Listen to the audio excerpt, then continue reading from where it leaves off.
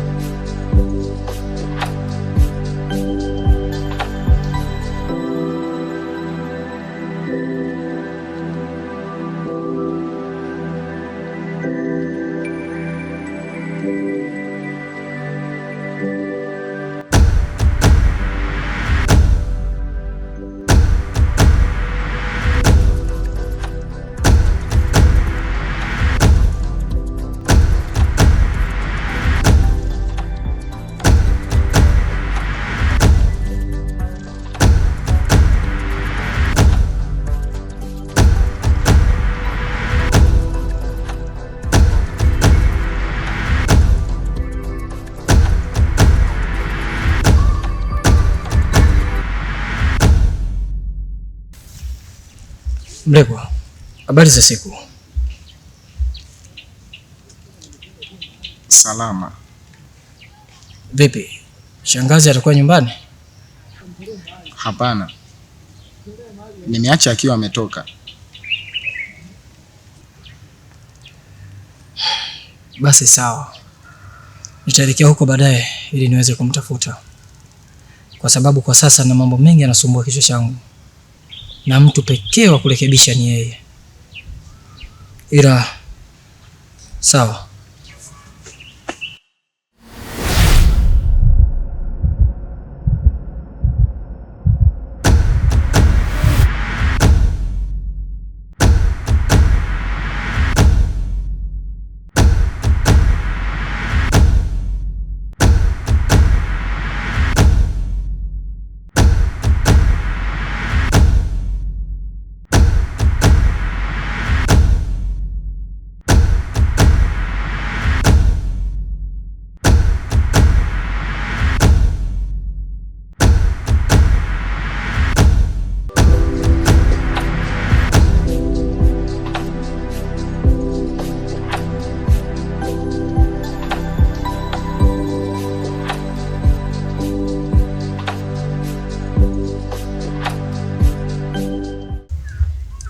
Vipi?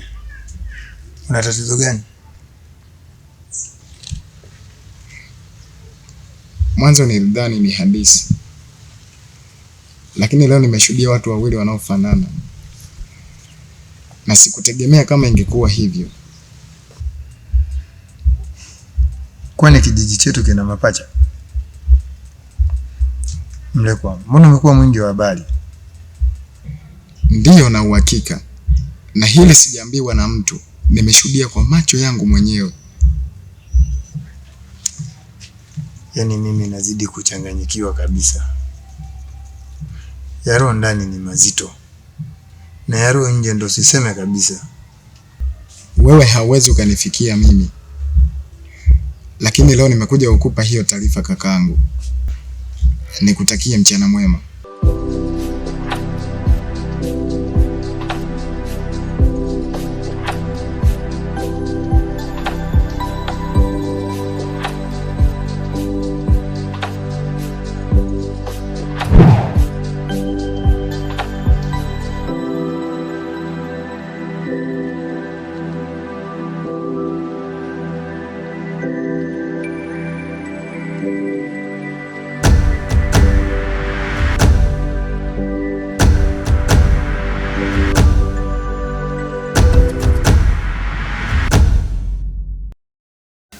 Mlekwa, kwa nini umeshindwa kufunga mdomo wako na kuzuia kuongea kila unachokiona na kukisikia? Shangazi, mbona sijakuelewa? Najua ulijua kuwa Mtungi na Makongolo ni mapacha, na tena ushakutana nao. Sasa ukiendelea kueneza habari hizi nitakupoteza. Ni bora leo umeniambia. Shangazi, niambie paka wa kuzimu anahusiana na nini? Laiti kama ungekuwa sio mwanangu ningekumaliza, na usirudie kuniuliza swali kama hilo. Sikutegemea kama nimezaliwa kwenye familia ya kishirikina kiasi hiki. Ila sawa, nitajifunza kufumba mdomo wangu. Na ufumbe huo mdomo. Kwa sasa sitokuhurumia. Lakini hakuna kinachodumu kwa siri.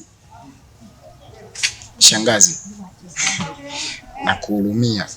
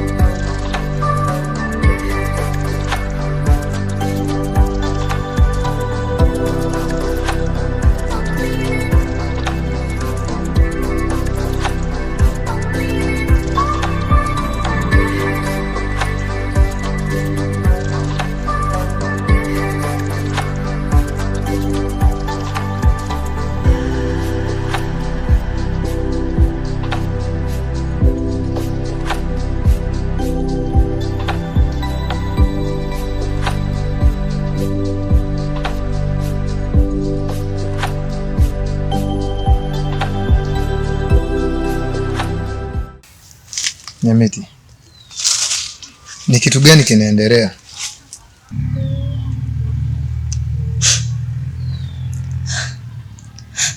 Kakaangu, nina mazito na kifua changu kinawaka moto. Nyamiti, unaweza kuniambia kinachokusumbua? Mimi nikikwambia nitaongeza tatizo jingine.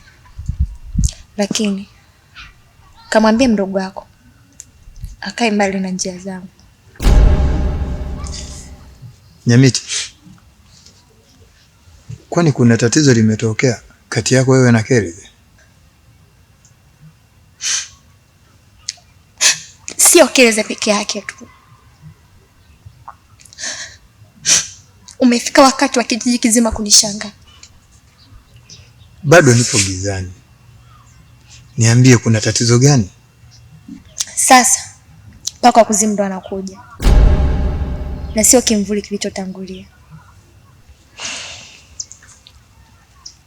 Sasa leo naweza nikafahamu vizuri. Nyamiti, niambie juu ya paka wa kuzimu.